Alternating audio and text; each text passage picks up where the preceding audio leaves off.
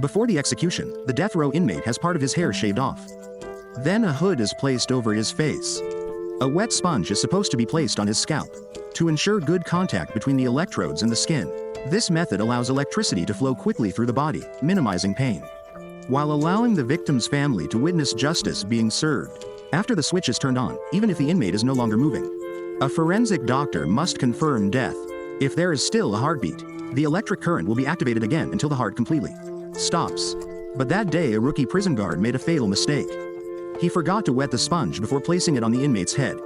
His colleague who was supposed to help and double-check everything also did not notice.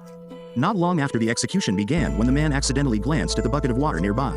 He saw something strange. There was no wet mark around it. His heart jolted. Something was wrong. He tried to stop the execution, but it was too late. His colleague had pulled the switch.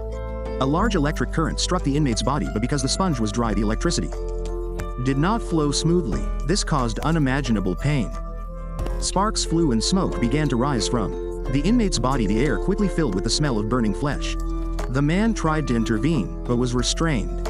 Once the electrocution began, the process could not be stopped. It had to continue until death. The people in the observation room covered their mouths and noses in horror. Soon, the extreme heat was burning the prisoner's body. The man knew that cutting the power now would only prolong the agony. The only way to end it was to let the prisoner die quickly. Even the victim's family couldn't bear to watch. They rushed out of the room, shaken, the scene a hellish sight. The rookie guard, realizing what he had done, turned his back on the scene in fear. The man approached him angrily, shouting and forcing him to witness the consequences of his negligence. Finally, after a long, tortuous struggle, the prisoner died. The power turned off. The warden handed the rookie a fire extinguisher and told him to clean up the mess he had made. Then, when asked why he hadn't wet the sponge, the rookie replied, "I didn't know the sponge was supposed to be wet." That was the breaking point. The man punched him in the face on the spot. Everyone knew it wasn't ignorance. There had been a full rehearsal before the execution.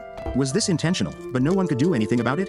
The rookie had connections. He was protected. When the warden arrived, he yelled at everyone.